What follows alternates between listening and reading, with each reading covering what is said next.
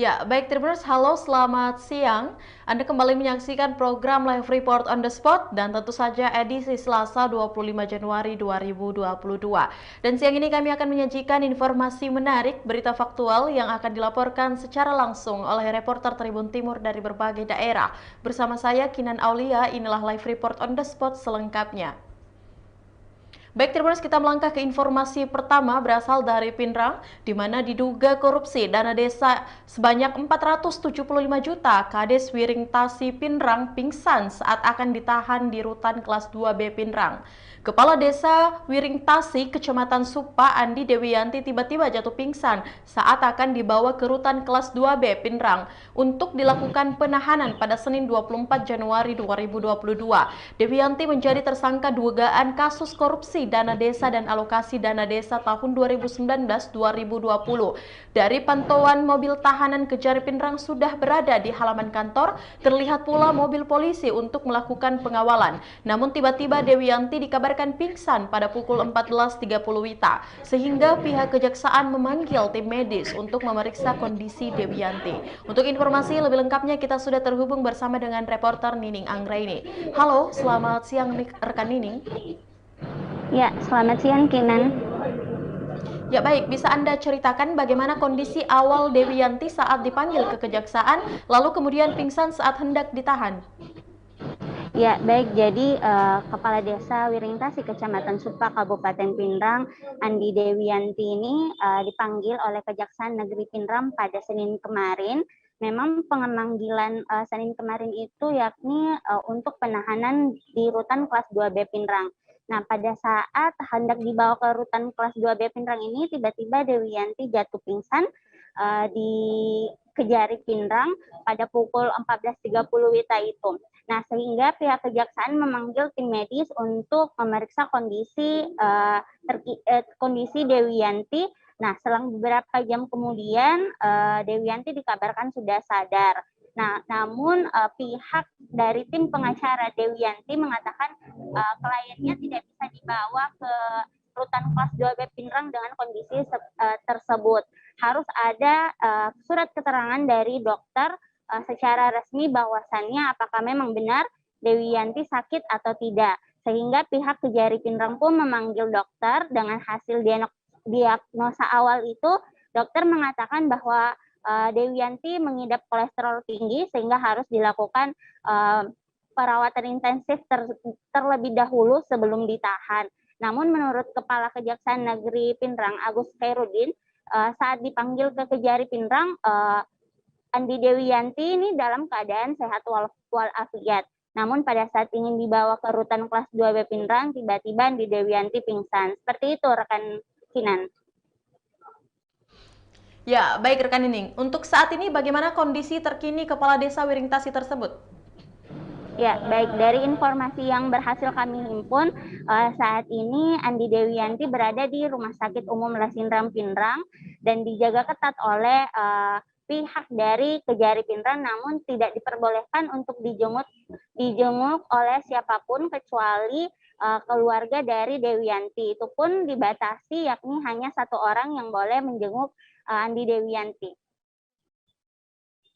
Ya, baik. Terkait kasus yang menimpa Kades Wiringtasi, bisa Anda jelaskan juga? Ya, baik. Jadi Kades Wiringtasi Andi Dewiyanti ini terlibat dugaan kasus korupsi dana desa dan alokasi dana desa tahun 2019-2020. Sepanjang tahun tersebut ada kurang lebih 30 kegiatan yang Andi Dewiyanti lakukan. Nah, setelah Inspektorat melakukan perhitungan, terdapat kerugian negara yakni 475 juta. Ya, baik rekan Nining Anggraini untuk informasi lengkap yang telah Anda sampaikan. Selanjutnya Tribuners, mari kita saksikan hasil wawancara langsung yang telah dihimpun oleh reporter Tribun Timur bersama dengan Kepala Kejaksaan Negeri Pinrang, ada Bapak Agus Khairuddin. Berikut liputannya. Hari ini sebetulnya adalah kita pemanggilan tersangka kasus penyalahgunaan dana desa dan alokasi dana desa, yaitu Saudara Dewiyanti selaku Kepala Desa Wiringtasi. ini dilakukan sejak tahun 2019 sampai 2020. Yang mana tahun 2019 itu dana desa sebesar 880 juta. Dana alokasi desa sebesar 1 miliar 82 juta. Terus tahun 2020 itu sebesar 1 miliar 13 juta dana desa, dan dana alokasi desa sebesar 1 miliar 6 juta. Ya. Jadi di dalam 2019 itu ada beberapa kegiatan, diantaranya 15 kegiatan di 2019, dan 2020 ada 19 kegiatan. Ya, yang mana hasil penghitungan dari inspektorat semua kerugian negara mencapai 475.939.834 rupiah. Sudah ada penghitungannya. Dana-dana tersebut diambil dari bank BPD tentunya dengan bendahara, akan tetapi uang tersebut dipegang oleh kepala desa dan digunakan untuk kepentingan operasional, di antaranya gaji para pegawai dan pembelian alat-alat material yang tidak digunakan atau digunakan menggunakan dengan kwitansi kosong atau HOK yang ditulis tetapi bukan orang yang sebenarnya. Demikian, dan pada hari ini sebetulnya kami akan menahan 20 hari ke depan mulai tanggal 24 Januari sampai dengan 12 Februari. Ya, akan tetapi tadi kita lihat bahwa tersangka kita belum tahu diagnosanya yang pasti. Nanti tinggal dokter apakah bisa dilakukan penahanan atau tidak. Menyangkut hak asasi juga. Demikian. Tapi ini ada tetap lagi? akan dilakukan penahanan. Nah, nanti lihat keterangan dokter. Bagaimana keterangan dokternya? Apakah kondisinya tetap normal? Semuanya kita lihat normal, tetap kita lakukan penahanan. Demikian. Ada lagi? Kira tersangka lain, Pak. Iya. Untuk selanjutnya nanti kita lihat bahwa akan ada tersangka lain.